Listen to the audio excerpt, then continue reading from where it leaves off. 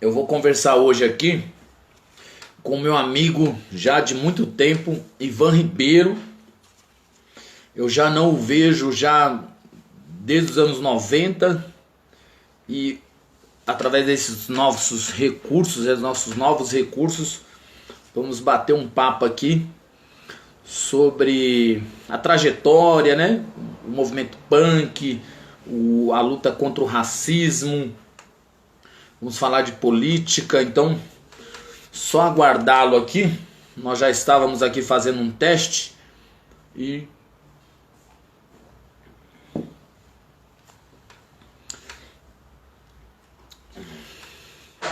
ele já vai entrar aqui. Samuca, Jean. Hoje nós vamos conversar aqui com o Ivan Ribeiro, né? Da ACR, Anarquistas contra o Racismo.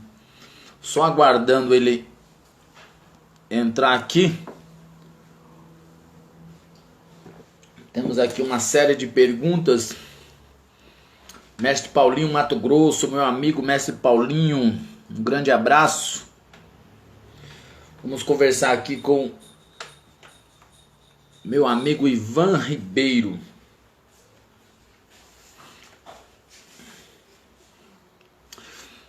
Mestre Coité. Um axé aí para os amigos da capoeira aí que tá sempre aí acompanhando, né? Paulinho Mato Grosso, Mestre Coité, Gisele Preta Branca. Só aguardando aqui o Ivan aparecer para eu já convidá-lo para a conversa.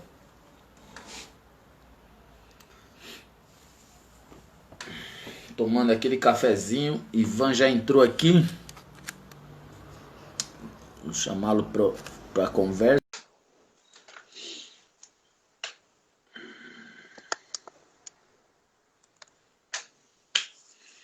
Grande abraço, Mestre Coité. Vamos marcar para marcar. Ivan, já estamos de volta aqui. Já voltamos, estamos aqui. Bom, esse agora é o vídeo que nós vamos compartilhar depois. E antes de mais nada, eu quero dizer novamente aqui que é um prazer estar te vendo, né? Estarmos interagindo aí através desses novos recursos que nós temos, né?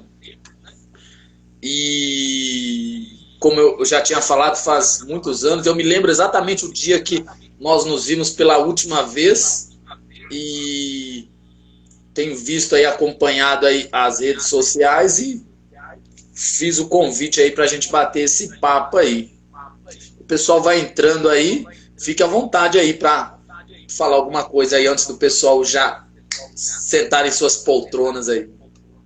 Claro. Esse convite me trouxe muita lisonja, porque é um prazer estar conversando com você e com seus pares, que por tabela também são meus pares. Vocês da questão da capoeira, MMA, jiu-jitsu na luta permanentemente, né? E discutir a perspectiva até de vocês, de luta, a arte marcial enquanto ferramenta de transformação social, de como é que vocês influenciam tantos jovens. Então vocês têm nas mãos uma ferramenta fundamental, que é o de fazer a mediação de um processo de ensinamento, de aprendizado. É porque o professor não é aquele que ensina, ele media o acesso ao saber, né? E eu tenho acompanhado vocês conversando, assim, suas lives, suas lutas, acho muito interessante e fundamental.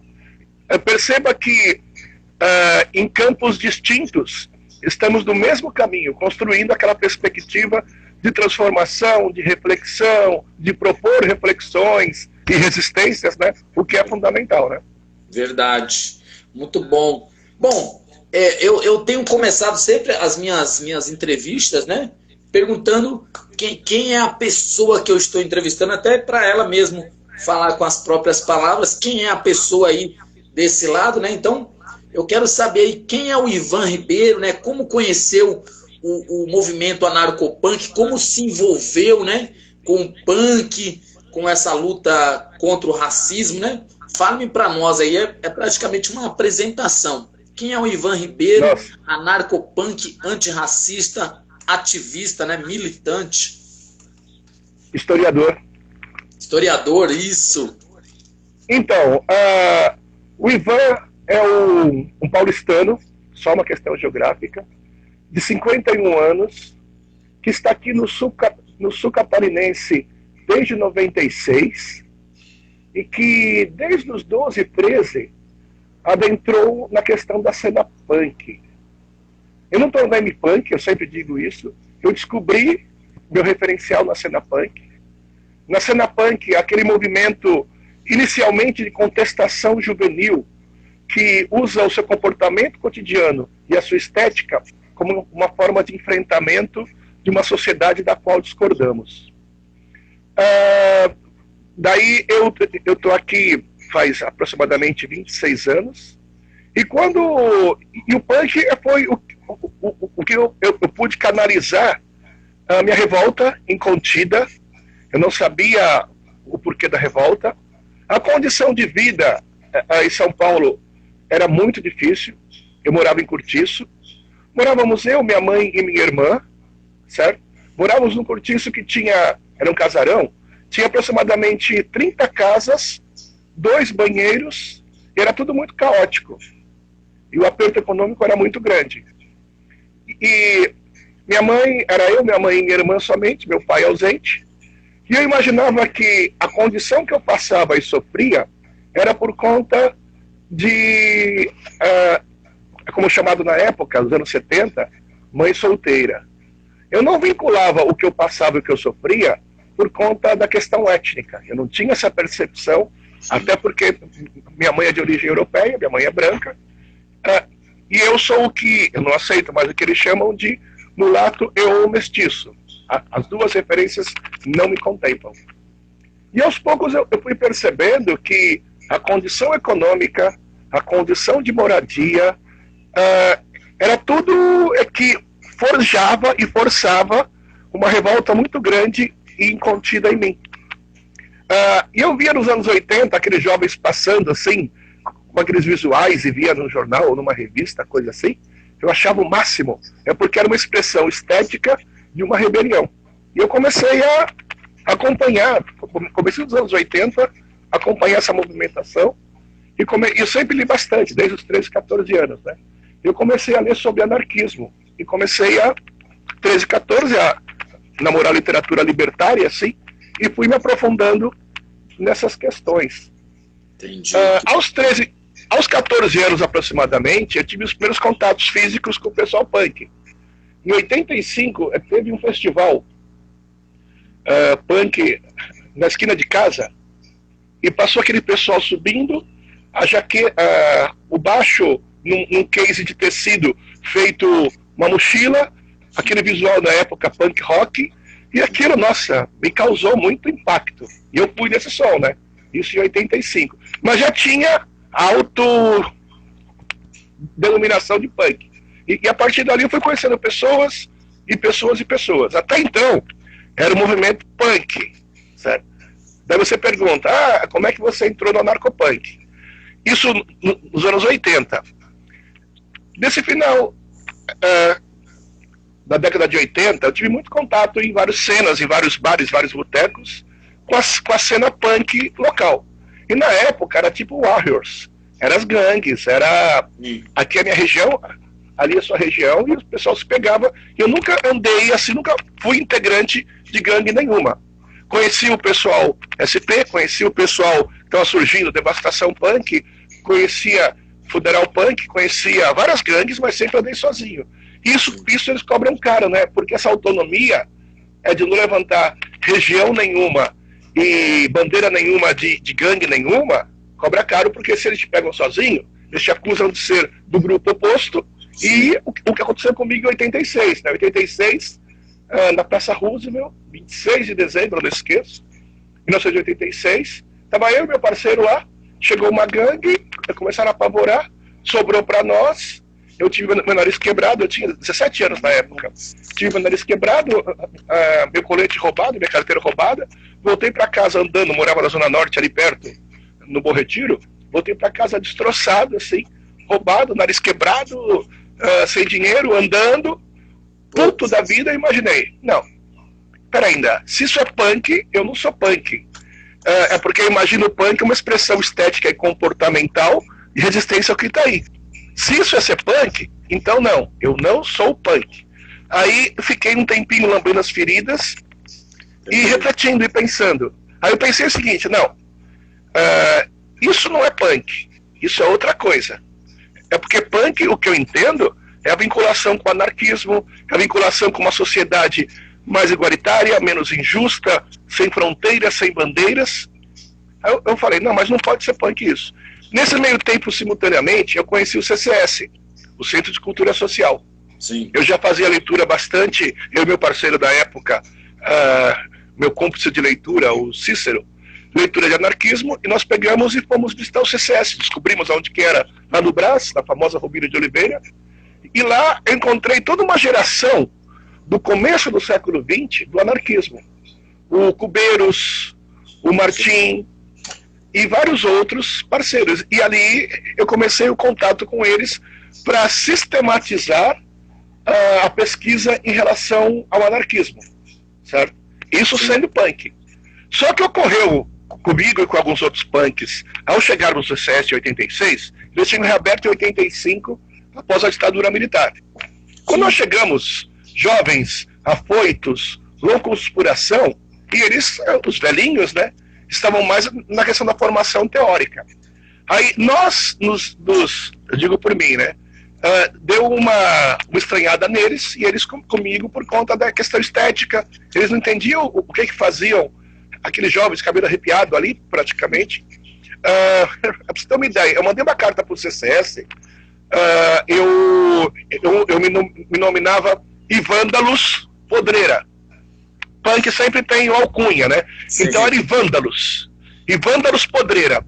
Quando eu fui visitar o Jaime Cubeiros, ele virou para mim e falou o seguinte: você que é o Ivan da Luz?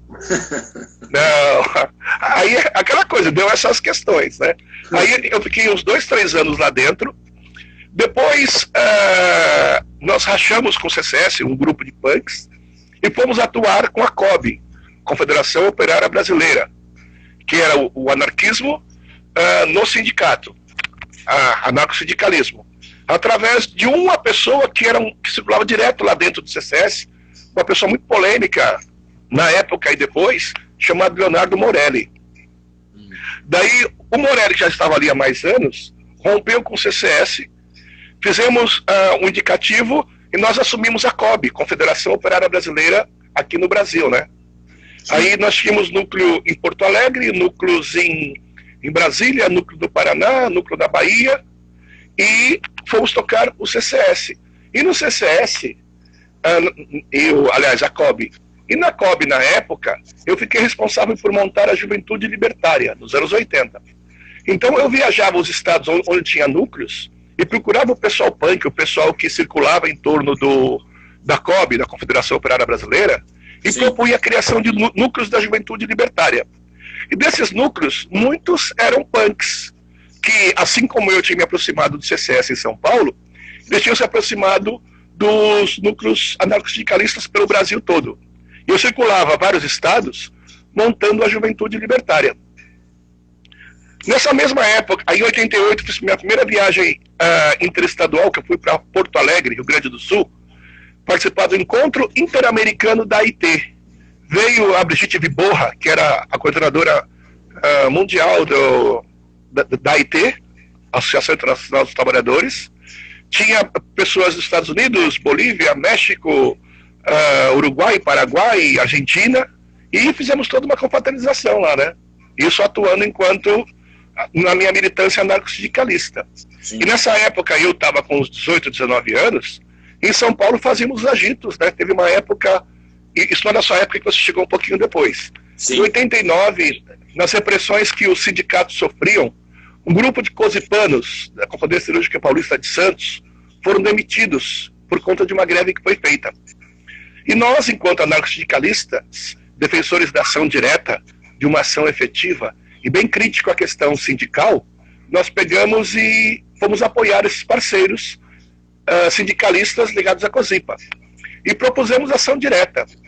Aí em 89, nós levamos um ônibus com umas bandas ligadas ao PSOSP para tocar na Concha Acústica em Santos. O Invasores Cérebro tinha um mês de banda, tinha montado fazia um mês. Lotamos um ônibus de punk para tocar em solidariedade aos companheiros trabalhadores lá em Santos. Depois, como forma deles serem readmitidos, nós montamos uma tenda tipo de circo ali no Largo Paissandu.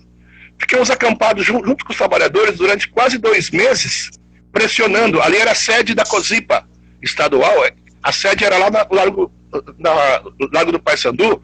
Ficamos 2 meses acampados lá dentro e dormindo nessa tenda, certo? Ali do lado da igreja do Largo do Paissandu, pressionando para que eles pudessem voltar. Acabou de entrar o Josimas Ramos, nosso parceiro. Sim. Salve, Josimas. Um abraço aí, então, Josimas.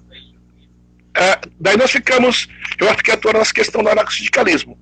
E nessa época, o pessoal punk fazendo os agitos, o 7 de setembro, nós participávamos, eu participava bem antes em Taracobe, e teve um período específico de um 7 de setembro que houve uma repressão muito grande, que tinha um programa chamado Independência ou Morte, que o Redson apresentava, e o Moésio Rebouças entrou informando o seguinte: policiais, não nos reprimam, o ato é pacífico, avisando do evento, né?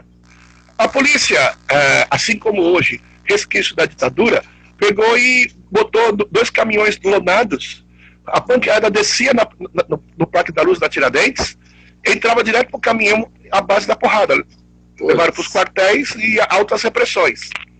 E aí, após essa repressão, nós pegamos e procuramos o pessoal, os que foram atingidos, Revolta, o Verme e outros, e apresentamos para eles a COB, que era anarcossindicalista, e propusemos uma união entre o pessoal anarcossindicalista e o pessoal do subúrbio, e o pessoal SP, alguns assim, e começamos a trabalhar em conjunto. Sim. E realizamos jornadas gigantes, assim, de 2 meses, antimilitarista e pelo voto nulo, lá na Praça Ramos de Azevedo. Fomos aprofundando essa relação entre punks e anarcossindicalistas e anarquistas. Sim. Nesse meio tempo, alguns integrantes da COB São Paulo começaram a analisar que a estética e o visual punk estava atrapalhando a atuação junto aos trabalhadores. E nós fomos convidados a nos retirar da COB, Núcleo São Paulo. Fomos espirrados. Mas nós já tínhamos, e eu na condição de punk, anarquista punk, peguei e saí. Eu não fui convidado a me retirar, mas eu me retirei. Fazíamos as reuniões na Luz, eu falei: pessoal, punk, olha só, aconteceu isso, e eles não querem mais atuar com nós punks. Aí eu considero isso, nessa época, não só em São Paulo, falando de São Paulo, o embrião da construção da cena anarcopunk em São Paulo, uma das coisas, né? Daí então, referente à sua pergunta sobre como conhecer o anarcopunk, não existia anarcopunk, nós tivemos que construir. Nos anos 80 tinha aquele pessoal que já estava flertando muito efetivamente com o anarquismo, vinculando ele à questão punk. Existiam outros grupos que já estavam falando sobre anarquia, tinha um grupo SP chamado Ação e Anarquia, isso em 88, que já vinculava a questão de anarquia, mas também tinha bandas de Sex Pistols que usavam anarquia de forma aleatória, dizendo-se anarquista e meio que fazendo aquela confusão sobre anarquismo, né?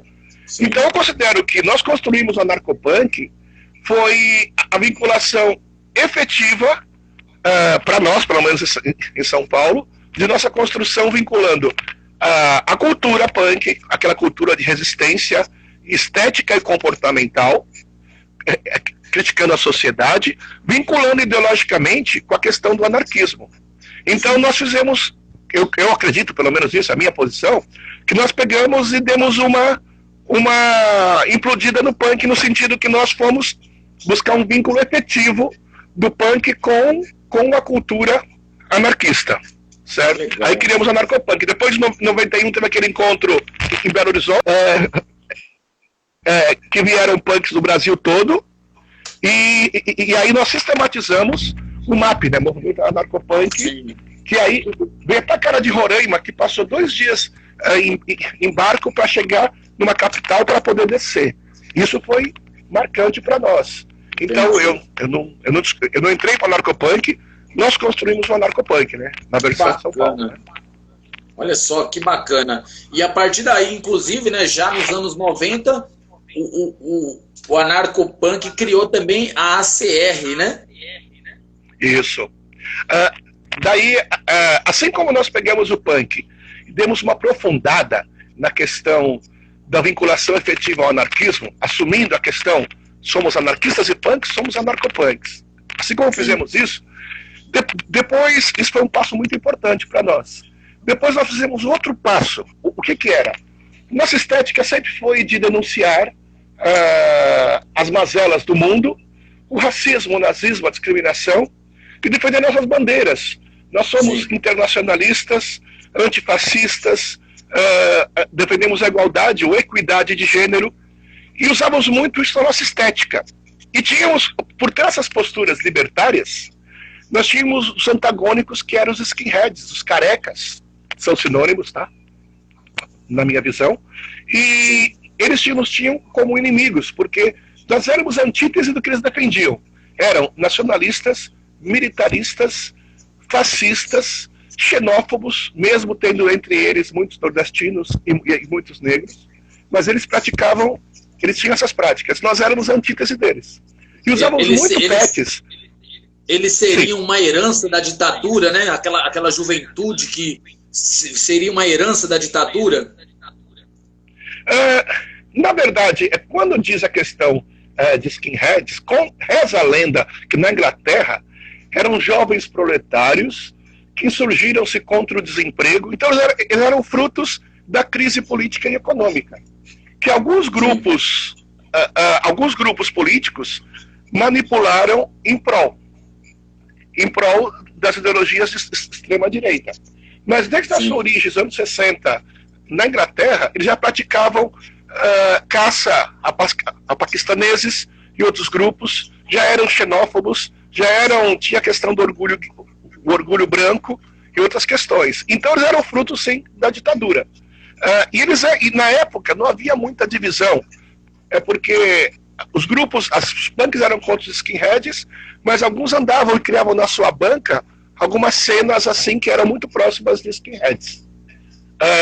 E daí o seguinte, daí nessa época em que nós construímos o ACR, o que acontecia? O primeiro ponto foi a vinculação de punks para narcopunks. Depois, na minha cabeça, eu fui um dos idealizadores do ACR, pensei o seguinte, poxa, nós falamos contra o racismo, nós falamos contra o nazismo, só que o que é o racismo mesmo? Aí entra a questão que você perguntou, da questão da pertença étnica. Aí na minha cabeça eu imaginei o seguinte, quem sofre o racismo são os negros. Se são eles que sofrem o racismo, vamos procurá-los para entender o que é realmente o racismo. Perceba que eu, na minha cabeça, não tinha uma identidade étnica negra. Eu fui criado por uma mãe branca, e o discurso anarquista, no geral, foda-se as bandeiras e as fronteiras, somos todos iguais. Só que isso não dá conta da diversidade existente na sociedade. Porque falamos que somos todos iguais. Mas a forma com que o branco, o indígena e o negro são tratados são distintos. A forma como mulheres e homens são tratados são distintos. A forma como eu expresso a minha orientação sexual são distintos. Então, se eu for LGBT, se eu for negro, se eu for mulher, eu vou ter um tratamento diferenciado e não na condição de cidadão. Então eu comecei a pensar nessa questão, procurar os negros para entender o que é o racismo. Porque nós tínhamos o discurso, a caveira que somos é sinal de igual, mas não bastava mais somente ter a bandeira, ter o pet, ter o bottom e ter a fala, as palavras chavões. Eu queria entender essa questão.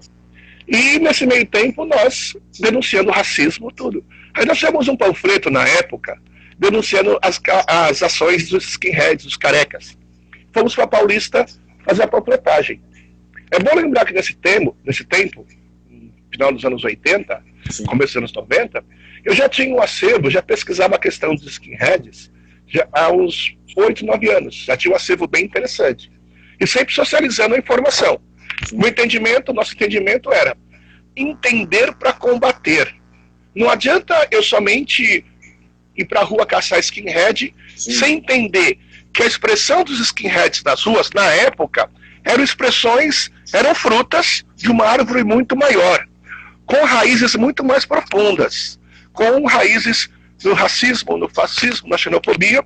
Então não bastava somente combater, embora nós também combatêssemos os skinheads. Aí nós estávamos fazendo as completagens e denunciando os skinheads, íamos para as ruas. Os conflitos físicos com os skinheads aconteciam permanentemente, porque eles nos temiam, porque nós éramos uma banca grande, assim, bastante gente, e estavam sempre atentos nos nossos eventos. E na ocasião 92 para 93, ocorreu um linchamento de um jovem de 15 anos, chamado Fábio, lá em Santo André, na porta de um salão de baile. Nossa. Ele foi simplesmente linchado à base de coturnadas por skinheads. A criança tinha 15 anos. E a desculpa foi que ele teria olhado para a namorada de um skinhead. Imagine um jovem de 15 anos, era magrinho, a ousadia dele, uma banca de careca, ele vai olhar para a hipotética mina de um careca. E quando aconteceu isso, causou uma comoção muito grande em São Paulo. E na época, a prefeita era uma mulher idosa e nordestina, Luísa Erundina. E daí, quando morreu o menino Fábio, o movimento social, o movimento negro, chamou uma reunião de coletivos para discutir o que tinha acontecido. Até então, fazia-se muita confusão, como até hoje se faz sobre alguns aspectos, de que punk e careca era tudo a mesma coisa. Sim. Aí eu soube da reunião, chamei alguns parceiros, botei embaixo do braço o nosso dossiê sobre skinheads e fomos na reunião. Chegamos lá, primeiro fomos confundidos com skinheads. Chegamos de coturno, jaqueta, tá? Os caras estão aqui, não, calma, antes de bater, podemos falar um pouquinho? E fomos explicar para eles quem éramos, quem eram os skinheads e documentar quem era o grupo que eles estavam querendo rastrear. E nós éramos o coletivo, o Anarcopunk, o grupo aí naquela reunião que mais tinha informações sobre skinheads, porque eram nossos inimigos de primeira ordem. Sim. E nós tínhamos muito a dizer, nós tínhamos fotos, tinha um material, tinha um dossiê completo sobre os caras. E apresentamos para eles. Nessa reunião, tinha o Movimento Negro Unificado, tinha a Negro, União de Negros pela Igualdade, tinha o Soueto, tinha o Gueredés, Instituto da Mulher Negra, tinha a Federação Israelita de São Paulo, tinha o CTN, Centro de Tradições Nordestinas, e tinha o pessoal do movimento LGBT. E pela primeira vez ali, nós já, meio que como a CR, ou pelo menos do projeto Anarquistas nas Ruas contra o Racismo, botamos a cara para fora do nosso meio para nos apresentar, junto a movimentos sociais, movimentos de gênero, movimentos de orientação sexual e movimentos étnicos, para dizer, nós existimos e somos anarcopunks. Que porra é essa? E começamos a explicar para eles quem éramos. O pessoal ficou de cara assim, porque nós éramos politizados, nós tínhamos uma luta efetiva contra a violência policial, contra a violência dos skinheads, e a partir daquela reunião, nós demos toda uma letra sobre quem eram os caras, como eles agiam, como eles não agiam. E começamos a entabular com eles um fórum permanente contra o racismo, proposta nossa. E começamos a aprofundar essa questão. Mas quando eu, Ivan, pisei na cena do movimento negro, eu tive um estranhamento. Peraí, né? Eu estou meio que me identificando. É porque eu não tive na origem materna um contato com o movimento negro. Sim. Com a cultura negra ou com os referenciais históricos que são tão importantes para que a negritude se reafirme enquanto negro e negra. E ali eu comecei a ter esse estranhamento. Nós enfrentamos resistência tanto de alguns grupos do movimento negro, movimentos sociais, que nos viam como jovens inconsequentes, como fogo de palha e como violentos, quanto de alguns punks da cena narcopunk que ficavam ressabiados pelo seguinte, eles diziam assim, olha, nós vamos se misturar com esses grupos que são ligados à igreja, a pastoral afro, que são ligados à CUT, que são ligados ao PT, que são ligados a grupos que não são punks nem anarquistas. Eu falei, olha, eu me garanto bastante para intercambiar. E se nós queremos reafirmar nossa ideia, nossa postura, nossa ideologia e nossa estética, nós temos que sair para a rua e tomar chuva. Porque se nós derretermos é porque somos de açúcar, dá cada um para sua casa. E muitos de nós, durante muitos anos, resistiram a esse vínculo com movimentos sociais não anarquistas e não punks. Sim. Mas eu insistia na importância desse aprendizado. E nós criamos um movimento de duas mãos. Por quê?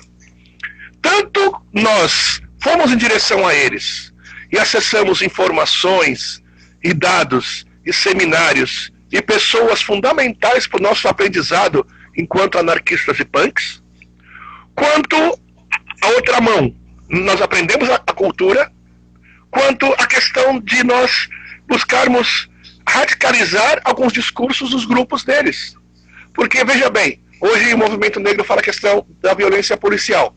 Desde aquela época, o negro, União de Negros pela Igualdade, já fazia essa denúncia, eles chamavam de solução final para a população negra. Isso em 92, quase 30 anos atrás. Sim. Já denunciando a ação policial que agia em relação aos negros. Sim. Nossas bandas punks e anarcopunks também já faziam essa denúncia. Mas foi o encontro da fome com a vontade de comer. Tipo, aí a cena punk fazer um protesto e uma letra antimilitarista. E começar a se reunir com mães que tiveram seus filhos mortos pela polícia militar. Aí você bota um contato prático e efetivo com o fruto da violência policial. Você começa a intercambiar. Você vai conversar com mães que sentem na pele, a periferia toda sente na pele, a violência policial. Mães que perderam os filhos pela violência policial, e nós chegamos ao nosso discurso antimilitarista. Aí, mas alguns movimentos negros iam até a página 20. Por quê? Nós éramos contra o serviço militar obrigatório, que para nós pegava e sequestrava os adolescentes, os jovens de 17 para 18 anos, para servir a pátria. Essa pátria é que dá retorno muito pouco efetivo para as populações periféricas. E está ali para defender as elites contra o próprio povo. Aí nós colocávamos isso para as pessoas, movimentos, não, mas aí não dá. Por quê? Alguns movimentos ligados à questão de esquerda padrão almejavam um dia, via eleição, chegar no poder. E eles não podiam descartar um exército para se manter no poder. Aí teve os fights, então teve grupos que apoiavam a gente, teve grupos que não apoiavam. Mas vários nossos parceiros da época foram muito bondosos do movimento negro conosco, pacientes. Nós tínhamos um discurso que não era muito elaborado, mas nós estávamos em busca. Sim. E fomos aprendendo e aprofundando, via movimento negro. E também via movimento social, movimento LGBT. Eu me lembro que em 96, um pouco antes de eu sair de São Paulo, chamaram algumas reuniões do movimento LGBT para discutir a primeira parada LGBT de São Paulo. Nós tínhamos participado em 95 já de uma parada no Rio de Janeiro. E um ano antes em Curitiba, enquanto a CR já. Sim. Daí nós fomos para a reunião no Núcleo de Estudos Homoeróticos da USP, fazendo qual entendimento? Transpondo que a questão do racismo, do preconceito e da discriminação não é somente pela questão da cor da pele. Você tem um padrão a seguir, Gamet. Se você não for branco, heterossexual, cristão, morador de grande centro e rico, você vai ser discriminado. Sim. Por ser mulher, por ser LGBT, por estar fora de forma, por ser negro, por ser periférico.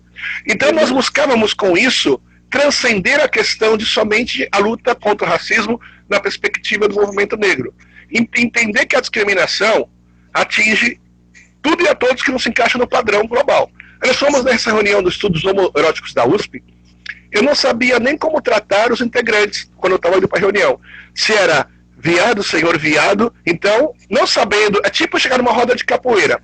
Chega uma roda de capoeira, você não vai chegar dando pernada, jogando, pedindo pandeiro, pedindo berimbau. Você vai chegar de forma respeitosa, vai acompanhar o movimento, e à medida de um convite feito, você adentra e começa respeitosamente a inteirar, para depois talvez até participar da roda. Sim. Então chegar de mansinho, pianinho, cabeça baixa e aprendendo. Chegamos dessa forma. Daí, nessa mesma reunião do grupo de estudos homoeróticos da USP, eles tratavam entre eles, seu viado, tal, brincando entre eles, e nós bem na nossa, entendendo e aprendendo. Aí nós acabamos realizando com eles a primeira parada LGBT de São Paulo. Eles consideram a primeira parada, alguns grupos, a de 97. Mas a de 96 foi uma parada, foi lá na Praça Roosevelt. Fazia 10 anos que eu tinha sido agredido naquela mesma praça por skinheads e uma gangue punk. Estávamos 200 pessoas nessa parada LGBT de São Paulo. 70 eram narcopunks. Nós estávamos com livros para nos defendermos. Uma semana antes, eles tinham atacado na Consolação e matado o senhor LGBT. E nós estávamos ali presentes. Tem até um livro de uma menina organizadora da parada que conta a nossa presença lá. Ela falou, era um caudal, tinha narcopunks, tinha isso e aquilo, estávamos lá presentes. Aí nós determinamos a partir daí, já fazíamos isso também em Curitiba, o contato com o universo LGBT. A atuação efetiva com grupos que, por conta de sua orientação sexual, era discriminado, era agredido e assassinado, até hoje. Então, movimento negro, movimento LGBT, movimento de direitos humanos, movimento de mulheres. Daí o ACR, ele foi criando pontes entre os integrantes da cena narcopunk, e mesmo punk simpatizantes, com esses grupos de movimentos sociais. E o nosso pessoal foi perdendo o receio de fazer esses intercâmbios. Em 95 teve a marcha Zumbi de Palmares, lá em Brasília, 300 anos da morte de Zumbi de Palmares, salve Zumbi, e nós demos indicativo para o Brasil todo, da cena punk e anarcopunk, procurar os sindicatos de cada estado, pegar carona nos ônibus, fazemos um grande encontro anarcopunk participando da marcha. E nós fomos, saiu vários ônibus aqui de São Paulo, os anarcopunks em peso, e foram do Brasil todo também. Justamente por esse vínculo da cena anarcopunk e do ACR com os movimentos sociais. Em vários estados o pessoal relata que chegava o pessoal anarcopunk para pedir carona nos ônibus, os sindicatos, o pessoal anarcopunk, nossos parceiros, nossos cúmplices, vamos embora. Nós passamos a ter um respeito, um reconhecimento de nossas práticas, nossos vínculos com esses movimentos sociais, sem nos tornarmos partidários, sem nos tornarmos cotistas ou de algum grupo ou outro. E teve vários nossos parceiros e parceiras que acabaram indo participar dos movimentos negros. Eu cito a Andréa Cabelinho, que participou com o Gueredés do primeiro grupo de promotoras legais públicas, e até hoje atua nessa questão, a questão das mulheres negras. Ela trabalha com a Marcha das Mulheres Negras, e outras pessoas que foram para o movimento negro e lá começaram a atuar.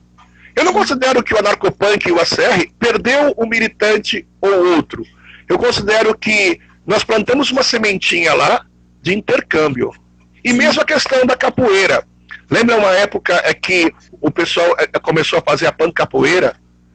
Isso nos anos 90. Isso. E passaram a jogar capoeira na Praça Ramos de Azevedo e outros lugares, enquanto anarcopunks. Sim. Aí o que acontecia? O anarcopunk foi sempre se ressignificando permanentemente. Lá no Nordeste tinha o forrocore, que era um hardcore com forró, certo? E pegar a capoeira e pegar outras expressões da cultura cotidiana dos povos e misturar com punk, e a partir daí ir se aprofundando. E o ACR fez um pouquinho essa ponte. Nós chegamos a ter no Brasil 7 a 8 núcleos em vários estados da cena do ACR. Fazíamos encontros físicos semestrais, e cada núcleo tinha um indicativo de procurar na sua região sindicatos, movimentos sociais, movimentos negros, LGBTs, e fazer as atividades em conjunto. E reunir material. Então eu ia numa reunião aqui em Criciúma, como eu já fui em várias, ia ter um encontro daqui 2 meses do ACR, eu pegava 10 panfletos, ou 10 livros, 10 folders, e levava para encontrar no encontro do ACR, nós pudermos intercambiar o material. Então o pessoal chegava para o encontro com um pacote para entregar para os parceiros, para os 5, 6 núcleos, e saía com 10 pacotes de material. Não existia a questão da internet, essa facilidade, então era tudo no físico, né? E foi uma coisa muito importante. Então nós, com a CR, nós buscamos aprofundar o autopertencimento do punk a si mesmo e no contato com movimentos sociais, porque eu acho que o anarquismo e a cultura punk tem que se expor, tem que ser levado às pessoas e tem que intercambiar. Não querendo transformar o movimento social necessariamente em anarquista e ou punk, mas para trazer reflexões que possibilitem eles aprofundar seus olhares em relação a sociedade que nós temos. Então esse que foi o histórico da criação do ACR. E vem cá, Ivan, quais são as perspectivas hoje, né? Você está envolvido com o anarquismo, né, o punk desde a década de 80, o Anarquistas contra o Racismo no começo, né, dos anos 90, e hoje, né, a partir de 2019, foi eleito aí um presidente altamente racista, como você falou aí, né, sobre o padrão, né, tem que ser homem, branco, heterossexual para ser aceito, e hoje nós temos aí um governo cristão, inclusive, hoje nós temos aí um governo totalmente racista, fascista, que também usa a manipulação cristã, né, para se manter no poder. Quais são as perspectivas hoje, né, da pessoa se dizer anarquista e principalmente atuar, né, viver o anarquismo nesse governo ditatorial que a gente está passando, né? Entendeu a pergunta? Sim. Aquela coisa, para nós anarquistas, todos os governos, de um modo ou de outro, são ditatoriais. É porque mesmo na democracia padrão, aquela democracia, todo o poder emana do povo e por ele será exercido, mesmo os governos liberais ou progressistas sempre utilizaram esse poder para se perpetuar no poder e para ter mais poder. As diferenças são muitas. Fazendo um paralelo bem rápido, nós tínhamos 7, 8 núcleos do ACR no Brasil todo. Hoje nós temos somente em Criciúma. Mas isso foi importante por quê? Porque nós disseminamos na cena anarcopunk, e mesmo em parte da cena punk, a prática. Então, ao invés de termos núcleos, pessoas, grupos e coletivos perceberam a importância da vinculação com movimentos sociais, de direitos humanos, movimentos ligados à questão das mulheres, questão de gênero. Então, essa implosão de não ter mais núcleos, mas o trabalho estava feito, que é a disseminação da importância desse vínculo com movimentos sociais. Sim. A grande diferença da época para hoje é que os grupos de extrema-direita, eles eram ratos que ficavam nos esgotos e saíam eventualmente para manifestar o seu ódio puro, os skinheads, os carecas, anos 80, anos 90. Com o advento da eleição, e é bom lembrar que foi via voto, com fake news e tudo, mas foi via voto. Assim como Hitler, quando chegou no poder, foi via voto, mas antes ele queimou o hashtag. O hashtag ao parlamento alemão, ele queimou, certo? Com isso começou a perseguir a oposição comunista, e com isso abriu o caminho para chegar no poder via voto. Aqui tivemos algo parecido, que foi a questão das fake news, que é uma madeira de piroca e outras coisas. Resultado, ele chegou no poder. Mas ele chegou no poder, uma coisa esse cara fez, que é uma coisa que a gente olha assim e desacredita. Ele falou exatamente o que ele ia fazer, o que ele ia praticar. E as pessoas, mesmo assim, votaram nele. Ele deu vez e voz a grupos que historicamente eram esses ratos que ficavam escondidos com discursos muito risíveis. Há 15 anos atrás, se você dissesse que um Feliciano fosse um dia ter alguma expressão de importância numa sociedade, seria risível. O Feliciano, o pastor Marcos Feliciano, do PSC, aliado de primeira hora do Bolsonaro, ele sempre foi um homofóbico de primeiro momento, assim. Mas o que aconteceu? As esquerdas em geral, os movimentos sociais, não acreditavam que em tão pouco tempo viria a ascender um cara tão esdrúxulo quanto esse cabrunco chamado Bolsonaro. Ele deu vez e voz aos medíocres. Uma análise da Eliane Brum, que eu li, foi bem interessante. Ela dizia o seguinte: historicamente a sociedade já não aceitava aquelas piadinhas racistas, homofóbicas, não aceitava em termos, né? E os tiozinhos, eles eram reprimidos, eles eram chacoteados e eles eram enxovalhados. E eles estavam, esse pessoal mediano, estavam praticamente enquadrados dentro de uma perspectiva na qual aquele humor dos trapalhões dos anos 80 não tinha mais lugar, certo? Eu estou aqui com a Andresa, nossa parceira aqui da região, que atua com a questão de mulheres, dizendo, perfeito, o Bolsonaro anunciou o que queria fazer, e iria mesmo. Anunciou mesmo e fez. Então, o que acontece? Quando esses grupos passaram, quando essas pessoas... Pode falar. A campanha do Bolsonaro, na verdade, ele inventou fake news dos opositores dele, né? Porque o que ele falava era aquilo ali, e as pessoas se identificaram, né? Exatamente. Então, o que acontecia? Ele empoderou um grupo de pessoas que estavam historicamente, aquele macho escroto, sendo enquadrado pela sociedade. E esses grupos se sentiam impotentes face à postura da sociedade em relação a isso. Sim. Só que o que aconteceu também, quando essas pessoas foram empoderadas, aquele tiozinho escroto com piadinhas racistas ganhou vez e voz. Sim. Eu moro numa cidade aqui que 81,9% dos eleitores votaram no Bolsonaro. Então, quando eu vou escrever algum texto, a cidade é 81,9%. Recentemente, uma escola pública teve ameaça de ataque armado. E as pessoas foram a público dos jornais fazer a denúncia. Quanta violência, como é que pode ameaçar uma escola? A mesma cidade que elegeu maciçamente Bolsonaro, agora assombra-se com ameaça de bomba e de armas. Certo? Daí o que acontece?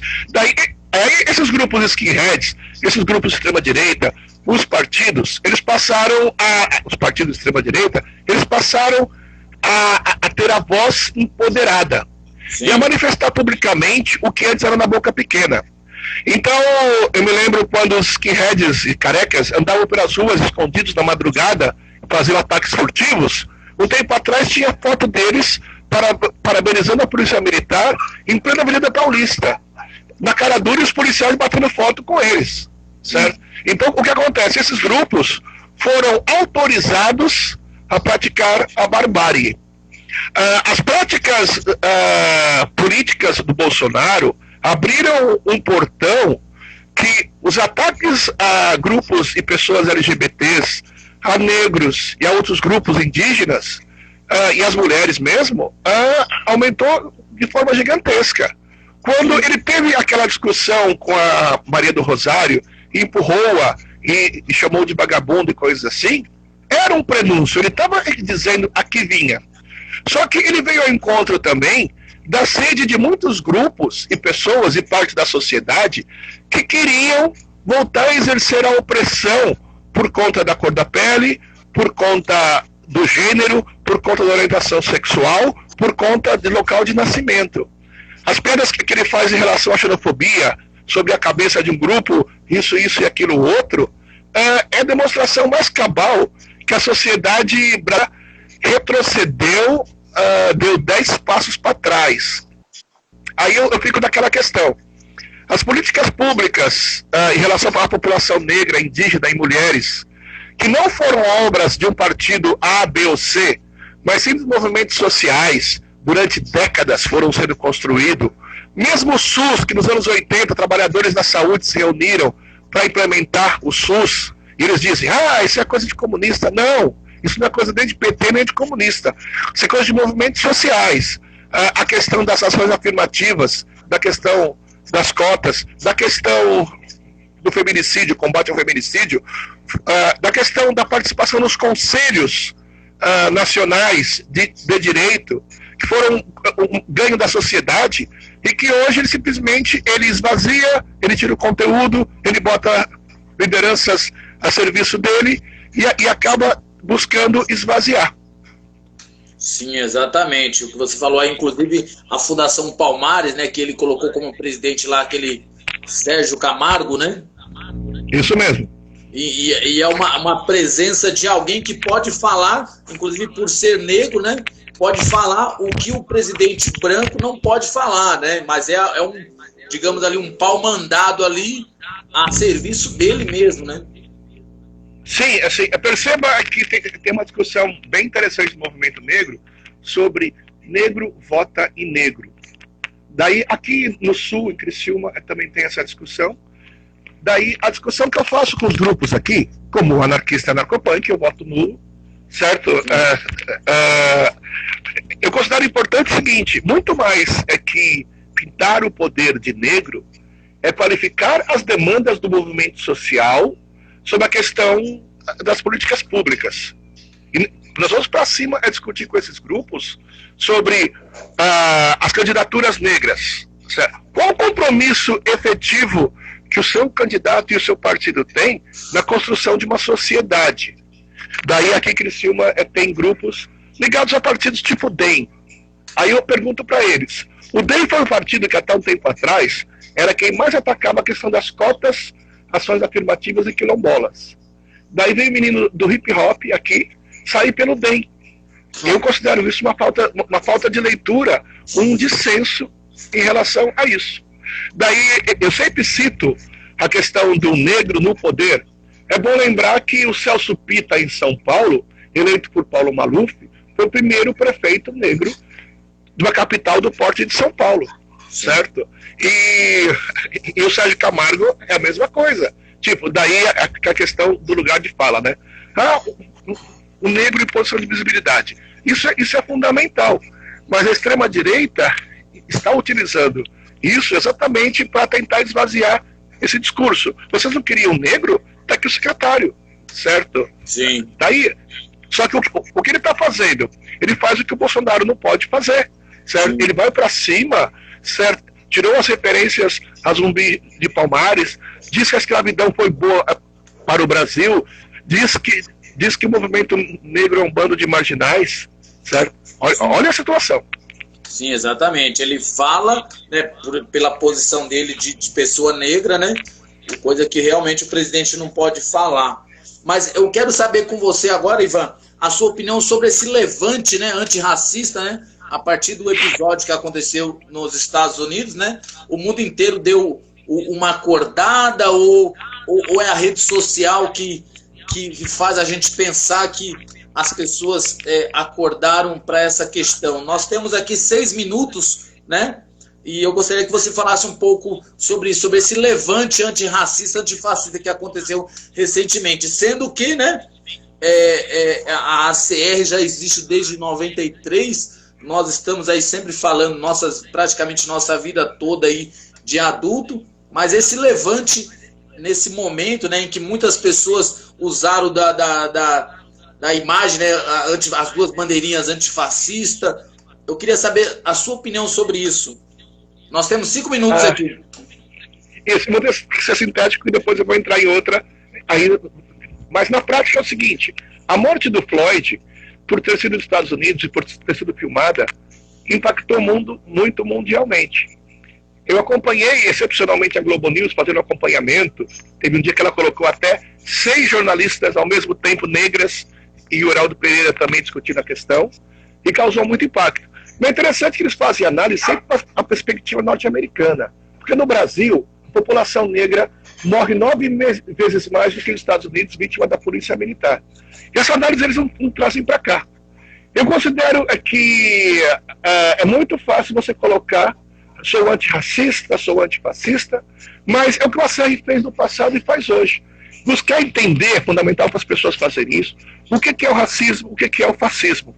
Porque é muito fácil você estampar na sua rede social antirracista e antifascista. Só que entender o que é isso e ter posição sobre a questão da violência policial, a questão das cotas e ações afirmativas, a questão do feminicídio, a questão dos quilombolas e dos ribeirinhos, é fundamental essa questão. Então, é bem-vindo, claro, as pessoas se manifestarem nessa questão, mas as pessoas têm que transcender a questão de entrar apenas nessa onda, porque é muito mais que um pet, porque os brancos, eles têm que efetivamente chegar e participar conosco da luta. A superação do racismo passa por toda a sociedade.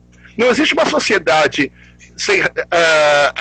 o racismo é o problema dos negros, é o problema de toda a sociedade que se diz democrática.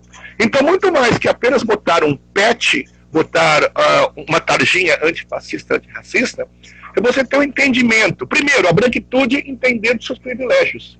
E assumir isso é fundamental. Porque a discussão que tem hoje sobre a branquitude é a questão do privilégio.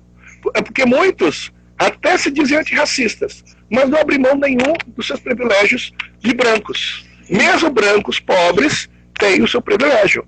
Então, eu acho importante essa mobilização, certo? A violência policial atinge, como eu falei para você, no Brasil, 9 vezes mais que os Estados Unidos. Certo? Nos Estados Unidos, hipoteticamente, se o policial dispara uma bala, ele tem que justificar porque foi aquela bala, aquela coisa toda. E aqui no Brasil, eles fuzilam uma família num carro com 80 tiros e são laureados à condição de heróis, praticamente. Então, essa herança escravocrata, dessa violência que sofre a população negra e a população periférica, é de fundamental o combate. Se você realmente é antifascista e antirracista, você tem que se posicionar efetivamente em relação a isso, entender esse fenômeno. Não é somente sou e acabou. Não, sou, vírgula. O que eu posso fazer para ser um parceiro efetivo, além de botar um pet. Sim. Essa é a questão. É verdade. Inclusive, né, houve aí algumas pessoas, né, pessoas aí que se diziam contra o antifascista por total desinformação, né?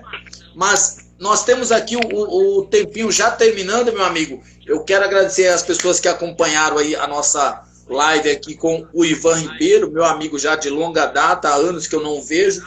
Dizer que é um prazer vê-lo aí, né? Saber das suas atividades e deixar aqui um grande abraço aqui. Meu coração está aqui a mil aqui por estar te vendo, estar te ouvindo aqui esse tempo todo. Eu fiquei aqui caladinho aqui, muito mais ouvindo você. Mas fique à vontade aí para dar suas últimas considerações aí. Desde já, muito obrigado. Eu agradeço o convite, essa possibilidade de interagir com você e os seus pares, nossos pares, né? É porque nós estamos tudo no mesmo mar, em barcos diferentes, mas no mesmo mar. E é fundamental que, independente de anarquistas ou não, e punks ou não, nós tenhamos essa visão humana de combater efetivamente todas as formas de racismo, preconceito e discriminação. Eu não pude aqui nem falar dos nossos projetos de Afroem, que são negros empreendedores, da questão de saúde mental, nossa participação nos conselhos de direito, mas numa outra oportunidade nós poderemos estar outra vez conversando. Agradeço o convite, sou seu fã, acompanhe efetivamente. E o que eu escrevi lá sobre você, que você é imparável, não porque você não perde uma luta, mas sim porque você tem a capacidade de levantar, sacudir a poeira e dar a volta por cima, e faz isso cotidianamente, na condição de não tão jovem, na condição de guerreiro, na condição de negro, na condição de militante, e o seu compromisso de estar construindo com as pessoas uma sociedade mais equânime, uma sociedade mais equilibrada. Sou seu fã, cara. Pô, agradeço aí de coração e obrigado. E se cuida, tá? E a gente vai se falando aí através das redes sociais aí, enquanto a gente não pode se ver e comer esse acarajé aí. Com certeza. Um abraço a todos os participantes, a Andréia ali presente, ao Josimas e todos os outros, tá bom? Valeu, tchau, tchau. Grande abraço, meu amigo. Um abraço.